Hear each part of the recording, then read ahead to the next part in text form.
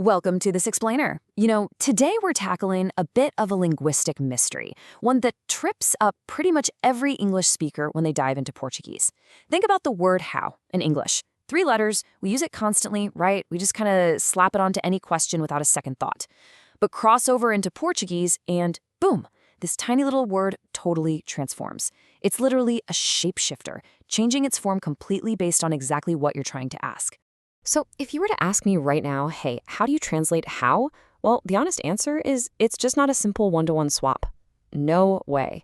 If you try to just memorize one translation and force it into every single sentence, you're definitely going to get some funny looks. Instead, Portuguese makes you look at the context. You've got to stop and ask yourself, wait, am I asking about a method, an amount, a physical measurement? Your answer to that question dictates exactly which version of the word you need to use. Okay, let's dive into this and lay out our roadmap. We've got the big 3 patterns to track here: como, quanto, and quão. By the end of this explainer, you'll know exactly which one to choose. All right, let's start with our first mask, como. Honestly, if you need a default, this is going to be your go-to. Whenever you're asking about states of being, manners, methods, or just general conditions, como is the tool you want to pull from your toolbox. It covers a massive amount of conversational ground. Picture this, you're starting your day in Brazil. The absolute most basic greeting, how are you, becomes como você está in Portuguese. See, we're asking about a general state of being here, someone's mood or their health. Since it's a general condition, como steps right up to the plate. And this builds logically, right? If you see someone doing a complex task and you ask, how do you do that? You're asking about the specific method or the manner of the action. So once again, como is the perfect fit.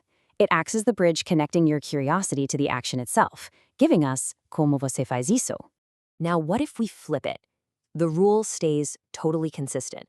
If you're offering your help, saying, how can I help you?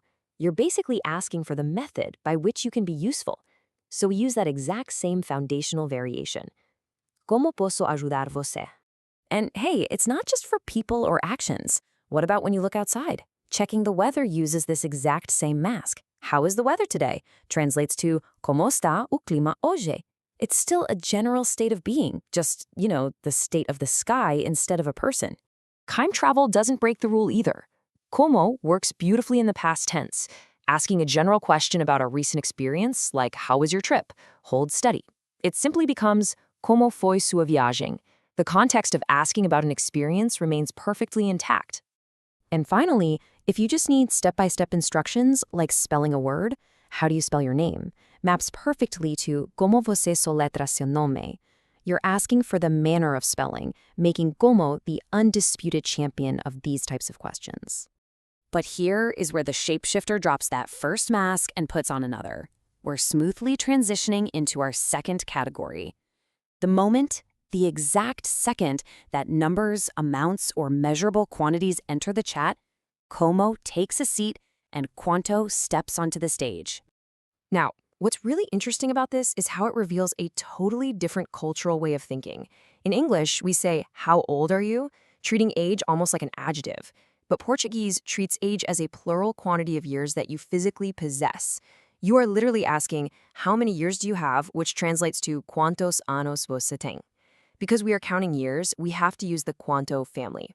If you're traveling, eyeing that perfect souvenir, or grabbing a quick coffee, you'll need the most direct, practical application of this rule. Asking how much does it cost is directly asking for a numerical amount, a price. So it translates crisply and simply to quanto custa. Keep in mind though, physical objects and money aren't the only things we count. Time is also conceptualized as a measurable amount here. If you're waiting for a train and wondering, how long will it take? You're asking for an amount of time. Utilizing the Quanto framework, this becomes quanto tempo vai levar. And this brilliantly illustrates a crucial little twist. Because Quanto deals with amounts of nouns, it actually has to match the gender of the noun it's counting. Here, we're asking how many people are there. The word for people, pessoas, is feminine and plural in Portuguese. So the word shifts slightly from quanto to the feminine plural quantas, giving us quantas pessoas estão lá. Okay, let's introduce our final rule of the big 3, quão. While Quanto counts nouns like years or people, Quão is a highly specialized tool. It's required specifically for physical measurements and scales that attach to descriptive adjectives. Think distance, height, or depth. Imagine you're on a road trip across the country and you want to know, how far is it? You are attaching how to the adjective far. In Portuguese, you attach quão to the adjective longe, which means far. This gives us quão longe é. You're literally measuring the scale of distance. The exact same structural logic applies when we measure an individual's physical height. In English, we ask, how tall is he, scaling the adjective tall. In Portuguese, the translation perfectly mirrors this. Quão alto ele é. Alto is the adjective for tall, and quão reliably acts as the measuring stick. Or say you're about to jump in for a swim and ask, how deep is the pool? You're measuring the scale of the adjective deep. That translates to quão funda é a piscina. Once you see the underlying logic, that quão is basically just a measuring stick for adjectives, it's incredibly satisfying to see it click into place. So, the crucial point is the exceptions. Sometimes Portuguese just throws out the rulebook. Yeah, those big three will get you through like 95% of conversations. But languages aren't perfect math equations, right? For instance, when asking how often do you exercise, Portuguese abandons the masks entirely.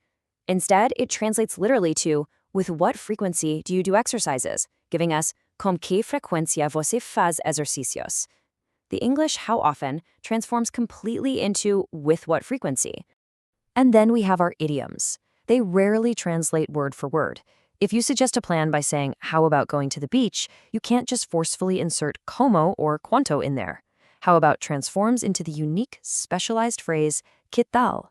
So the whole thing becomes the incredibly useful, que tal ir a caia? All right, let's bring this entire explainer together. What you should absolutely take away from this is the master rule. Context is king. Asking a general method or state, reach for como. Counting a quantity, grab quanto. Measuring an adjective like height or distance, quão is your tool. See, how isn't just one word in Portuguese, it's a whole family, and everyone has a specific job. Of course, knowing the tools is just the first step. Putting them into practice is where the real magic happens. As our source material enthusiastically reminds us, do you want to learn Portuguese? Study Portuguese with teachers from Brazil. Or to confidently practice what we preach, quer aprender português? Estude na teachers from Brazil.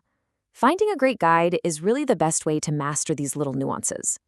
You now possess the secret decoder ring to one of the trickiest little words in the Portuguese language. You've seen the logic, the patterns, and even the rule breakers. So I leave you with this final thought to ponder. Armed with this awesome new understanding, how will you start your language journey today? Thanks for hanging out with me for this explainer, and have a fantastic time continuing to learn.